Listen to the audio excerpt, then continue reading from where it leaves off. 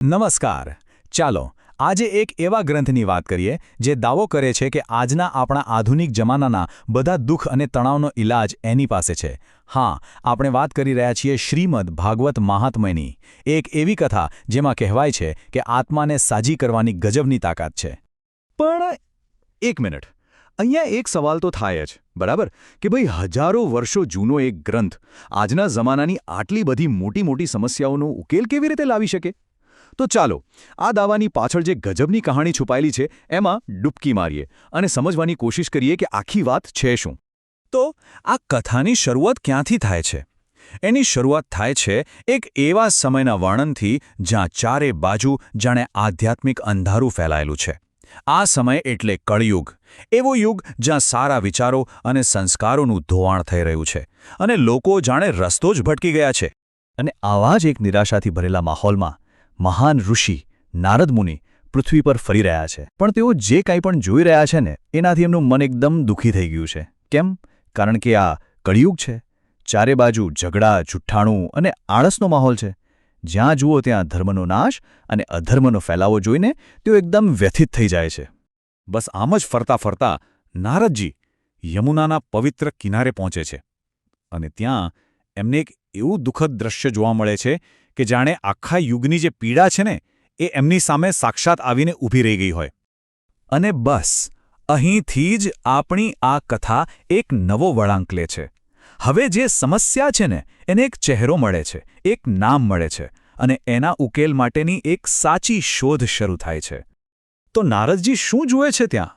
એ જુએ છે ખૂબ જ સુંદર પણ દુઃખી યુવાન સ્ત્રીને અને એની બાજુમાં બે વૃદ્ધ માણસો બેભાન હાલતમાં પડ્યા છે. પેલી સ્ત્રી નારદજીને પોતાનું નામ ભક્તિ બતાવે છે અને કહે છે કે આ જે બે વૃદ્ધ માણસો છે એ તો એના દીકરાઓ છે, જ્ઞાન અને વૈરાગ્ય. જુઓ, આ કેટલો મોટું પ્રતીક છે કે કળિયુગમાં ભક્તિ તો યુવાન છે પણ એના દીકરા જ્ઞાન અને વૈરાગ્ય એ સાવ ઘરડા અને નબળા પડી ગયા છે. ચાલો એક મિનિટ માટે આ ત્રણ શબ્દોને સમજી લઈએ. ભક્તિ એટલે કે ભગવાન માટેનો અતૂટ પ્રેમ, જ્ઞાન એટલે સાચું શું છે એની સમજ, અને વૈરાગ્ય એટલે દુનિયાની મોહમાયામાંથી છુટકારો. સાચું કહું તો કોઈ પણ આધ્યાત્મિક સફર માટે આ ત્રણેય એકદમ જરૂરી પાયાના સ્તંભ જેવા છે. એટલે જ ભક્તિ દુઃખી થઈને નારદજીને સવાલ કરે છે કે હે મુનિવર, હું તો જુવાન જ રહી, પણ મારા દીકરાઓ જ્ઞાન અને વૈરાગ્ય કેમ ઘરડા થઈ ગયા? આ એક બહુ જ મોટો સવાલ છે. શું જ્ઞાન અને વૈરાગ્ય વગર સાચી ભક્તિ ટકી શકે ખરી? બસ આ જ સવાલ નારદજીની શોધનું કેન્દ્ર બની જાય છે. તો આટલા મોટા સવાલ અને નિરાશાની વચ્ચે હવે આપણી કથા એવા વળાંક પર આવે છે જ્યાં નારદજી અને ભક્તિની આ બધી જ પીડાનો એક ચમત્કારિક ઉપાય સામે આવે છે. જ્યારે નારદજીને કોઈ રસ્તો નથી સૂઝતો ત્યારે અચાનક એમની સામે ચાર પરમ જ્ઞાની ઋષિઓ સનકાદિ કુમારો પ્રગટ થાય છે અને એમના આવતાની સાથે જ જાણે આશાનું એક નવું કિરણ દેખાય છે, કેમ કે આ સમસ્યાની ચાવી એમની જ પાસે છે.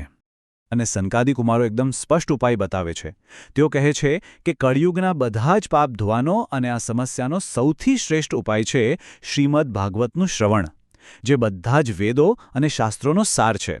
ફક્ત આ કથા સાંભળવાથી જ જ્ઞાન અને વૈરાગ્ય ફરીથી યુવાન અને શક્તિશાળી બની જશે. પણ શું ખરેખર આવું બને? શું ખાલી એક કથા સાંભળવાથી આટલો મોટો ચમત્કાર થઈ શકે?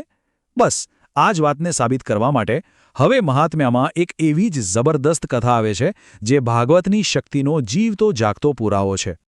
આ કથા છે બે ભાઈઓની. એકનું નામ છે ગોકર્ણ, જે એકદમ સારો, ધાર્મિક અને ભણેલો ગણેલો છે, અને બીજો એનું નામ છે ધુંધુકારી, જેણે આખી જિંદગી પાપ, ક્રૂરતા અને ખરાબ કામોમાં જ કાઢી. સમજી ગયા ને?